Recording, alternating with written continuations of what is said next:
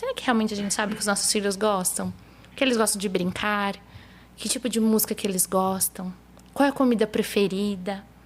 Às vezes a gente tá tão correndo, que eu não conheço o básico dele.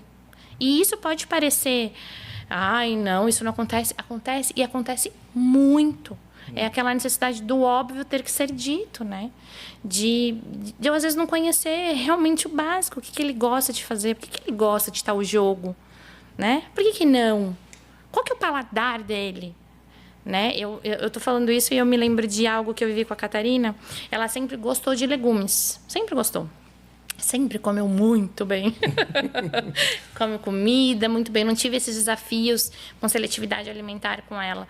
Mas eu precisei entender que a Catarina não era aberta à parte sensorial de coisas cruas, de salada. Ela tinha uma certa aversão. E eu só percebi isso prestando atenção nela. Então, com isso, eu fazia o quê? Opa, o que eu preciso fazer para ela ter a vitamina necessária? Se ela não vai comer desse jeito, como que eu vou fazer? Então eu vou colocar uma beterraba no molho do feijão?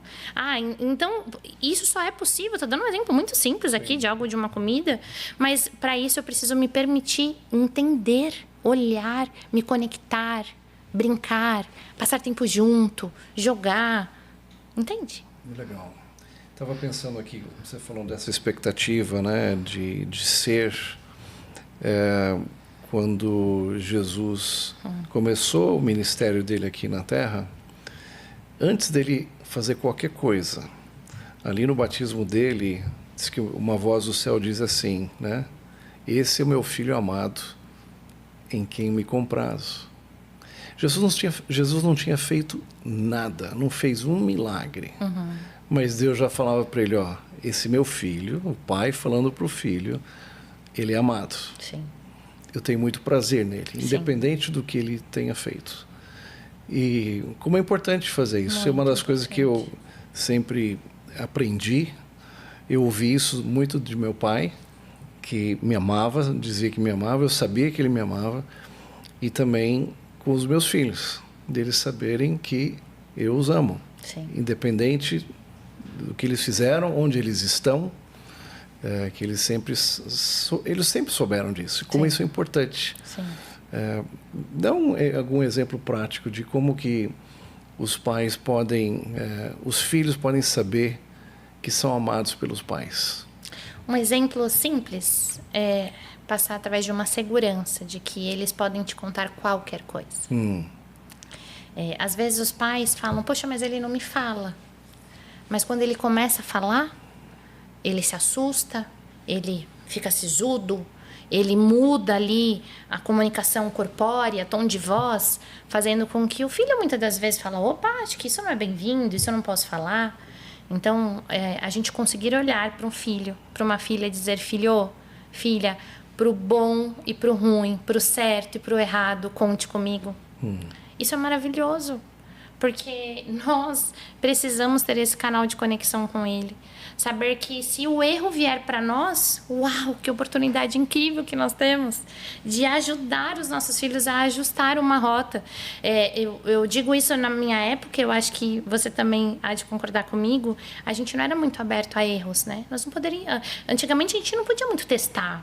Falou uma vez e é isso, tem que fazer porque eu mandei. É só uma chance que você tem de fazer o certo. Então, muitas das vezes, nós crescemos com essa expectativa de que eu tenho que acertar sempre, que eu tenho que dar conta sempre, né? E não é assim. Nós estamos em aprendizado contínuo. Muita performance, né? Muita. E eu preciso entender, o meu filho precisa entender que para qualquer parada eu vou estar lá com ele. Então, uma ideia, algo prático que eu diria é: gere essa confiança para o seu filho, olhe para ele e assuma um compromisso que, independente do que aconteça, você estará ao lado dele. E aí a gente vai descobrir o que e o como e quais serão as estratégias e de que maneira iremos fazer. Uma outra ideia prática e simples de fazer é criar uma tradição familiar, né?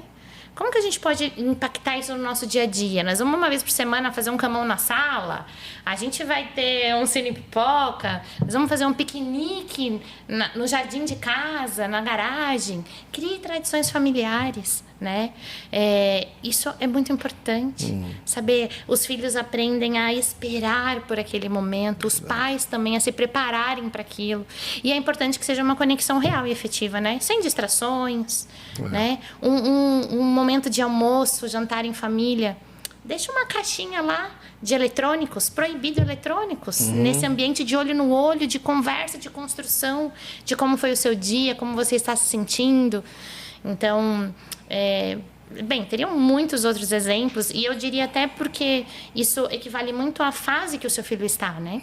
Quando a gente fala de crianças muito pequenas, é importante que a gente se possibilite a brincar efetivamente, sentar no chão, né? Dar risada, cantar músicas, ter uma rotina do sono gostosa, importante, né?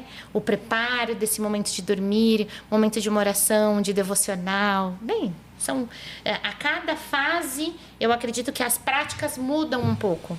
Mas eu acredito que essa da tradição familiar, de um elo de confiança, de para qualquer coisa eu estou com você. Isso não significa eu concordar com você. Significa estamos juntos. Você tá falando, a gente está falando de amor. Eu me lembro que em casa nós tínhamos uma tradição. Falei em tradição.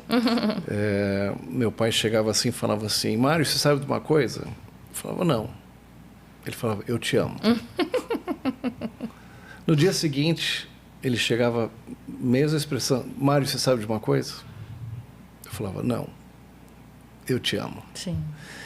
Já na terceira vez, eu já sabia. Mas ele perguntava: você sabe de uma coisa? Eu falava: não. Porque eu queria ouvir. Queria ouvir. Eu te amo. Incrível. E a gente fez isso com os meninos também. Sim. Como foi legal. E é só de você... Você sabe de uma coisa? Eu sei, você me ama. Como isso fez bem, como isso é bom. Saber que alguém te ama, independente do que você faz, é por quem você é. Sim. E não só verbalizar o amor, mas... expressar o amor até com abraços, com beijos. Isso ainda é importante hoje em dia? Muito importante. Fala sobre isso. Muito importante. Você sabe que você falou isso em casa. Já te disse isso hoje, filha? Em casa eu falo: filha, já te disse hoje? E no início era o quê? Eu amo você. Mas é muito importante ouvir, né? Você sabe que... falando um pouquinho da importância do carinho, do afeto, né? Cada pessoa tem a sua forma de expressar o amor, né? Tem pessoas que gostam do toque, tem outras... A gente fala até das 5 linguagens do amor, né? Às vezes a pessoa gosta da palavra de afirmação, do tempo de qualidade e assim por diante. Mas eu preciso me permitir amar, mas sabe o que antes eu preciso me permitir? Ser amado. Né? A Bíblia diz que eu preciso amar ao próximo como eu me amo.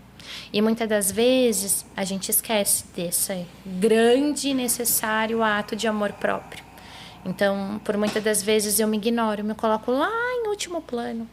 Só que isso faz com que eu tenha dificuldade de ser inteiro, de eu amar verdadeiramente. Porque o amor vem junto um combo do perdoar, né? Se eu amo, eu perdoo. Se eu tenho uma dificuldade de me entregar verdadeiramente, eu não vou perdoar, eu vou criar ofensas, eu vou criar cargas, eu vou criar limites. Eu amo quando faz isso, quando não, eu não amo.